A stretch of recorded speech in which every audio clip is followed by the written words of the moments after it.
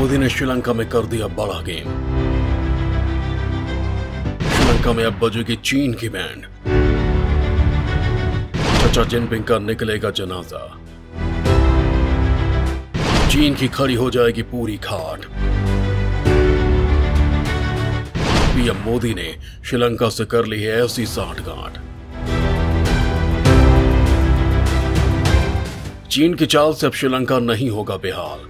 PM Modi ने बिछा दिया है सारा जाल। जी हां दोस्तों, श्रीलंका से भारत को हटा हुआ कब हुआ, क्यों हुआ, जब हुआ, छोड़ो ये ना सोच। अरे चाचा, इसके अलावा तुम कह भी क्या सकते हो? तुम्हारी बोलती जो हिंदुस्तान ने बंद कर दी है, लिहाजा अब श्रीलंका से तुम्हें ये कहना ही होगा हम तो जाते अपने गांव, सबको राम राम। आखिर पीएम मोदी ने ऐसा क्या कर दिया है जो श्रीलंका से चीन का डिब्बा गोल हो गया है? आज इस वीडियो में मैं आपको बताऊंगा, पीएम मोदी की सारी नीति समझाऊंगा आपको, लेकिन इसके लिए आपको मेरे साथ बने रहना होगा और ये वीडियो पूरा देखना होगा। तो बने रहिए मेरे साथ और देखते रहिए news now.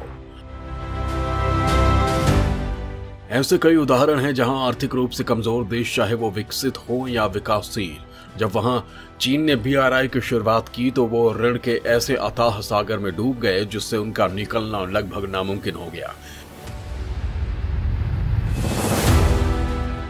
Centre for global development ने वर्ष 2018 में ऐसे देशों पर शोध किया जहां चीन की BRI परियोजना पर काम हुआ है। शोध में खुलासा हुआ है कि ऐसे 23 देश हैं जो गंभीर ऋण संकट में फंस गए हैं। इसका ताजा उदाहरण श्रीलंका और पाकिस्तान है।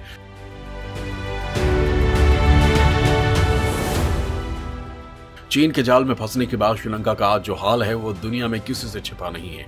श्रीलंका और पाकिस्तान दोनों ही भारत के पड़ोसी देश हैं और दोनों चीन की BRI परियोजना के पोस्टर बॉय रहे हैं, लेकिन आज इनका हाल धोबी के उस कुत्ते की तरह हो गया है जो न घर का है न घाट का है। श्रीलंका की आर्थिक स्थिति तो खाने के लाले पड़ रहे हैं। दवाओं की कमी के कारण स्वास्थ्य सुविधाएं चरमराने लगी हैं। अस्पतालों में दवाओं के लिए लंबी लंबी लाइनें लग रही हैं। लोगों को घंटों इंतजार करना पड़ रहा है। कई जरूरी दवाएं आउट ऑफ स्टॉक हो गई हैं, लिहाजा लोग देश छोड़कर जा रहे हैं। लेकिन श्रीलंका के राष्ट्रपति गोटबाया राजपक्षे अभी भी कुर्सी पर जमे हुए हैं। श्रीलंका सरकार का आरोप है कि देश में हिंसा की है। उन्होंने इमरजेंसी लागू करने का भी सरकार से बचाव किया है। कहा कि राष्ट्रपति के दफ्तर और अन्य सरकारी संपत्तियों पर हमलों के बाद ही इसे लगाया गया था, लेकिन कुछ दिनों बाद ही इसे वापस ले लिया गया। इधर भयावह हो गए हैं कि अनुमान लगाया जा रहा है कि पाकिस्तान की ही तर्ज पर श्रीलंका में भी तख्ता पलट हो सकता है। वहां के मुख्य विपक्षी दल ने इसका इशारा भी कर दिया है। श्रीलंका के मुख्य विपक्षी दल ने सरकार से कहा कि वो इस आर्थिक संकट का हस्ताक्षर लेना भी शुरू कर दिया है। विपक्षी JVP ने भी कहा कि अगर गोटबाया राजपक्षे इस्तीफा नहीं देते हैं तो उन्हें अविश्वास प्रस्ताव को सामना करना पड़ेगा।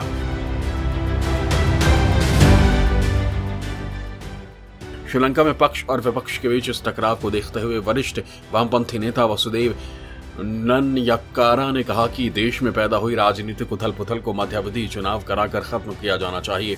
चुनाव कराने से पहले कम से कम 6 महीने के लिए समावेशी सरकार का गठन किया जाना चाहिए। सत्ता में मची उथल पुथल के बीच चीन का कर्ज नहीं चुका पाने के कारण श्रीलंका ने अपनी हिस्सेदारी चीन की कंपनियों को बेचनी शुरू कर दी है।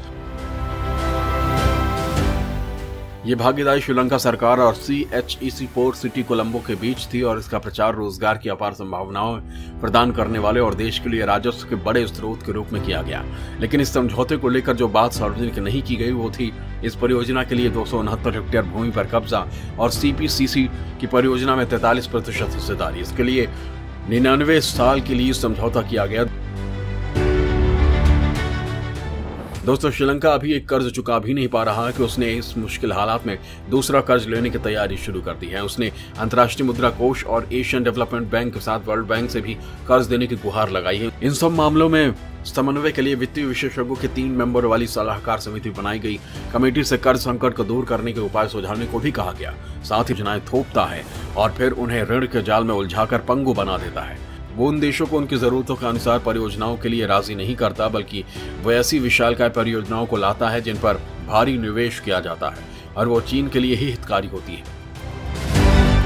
चीन को इन मंसूबों को भांपने के बाद श्रीलंका सरकार की नींद खुल गई है और उसने भारत को अपना सच्चा हितैषी बताते हुए उससे मदद की गुहार लगाई है, जिसके बाद भारत ने श्रीलंका को इस भंवर से निकालने की तैयारी शुरू कर दी है। श्रीलंका की मदद के लिए आगे आया भारत।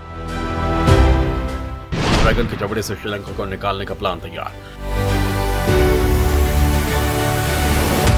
दोस्तों, पड़ोसी देश श्रीलंका को संकट की घड़ी में खाद्य सहायता हो। भारतीय मदद से श्रीलंका की सरकार चावल के दाम कम कर सकेगी, जो पिछले साल दोगुने हो गए थे।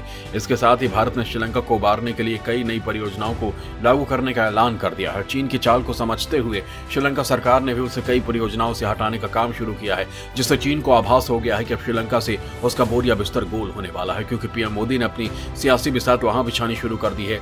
दोस्तों, ऐसा नहीं है कि भारत श्रीलंका को ड्रैगन के मुंह में जाते देख रहा है और उसे बचाने की कोशिश नहीं कर रहा। भारत ने कई बार श्रीलंका सरकार को चीन की चाल समझाने की कोशिश की,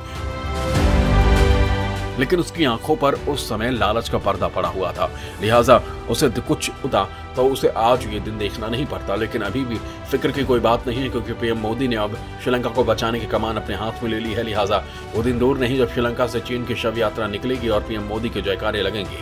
जय हिंद, जय भारत।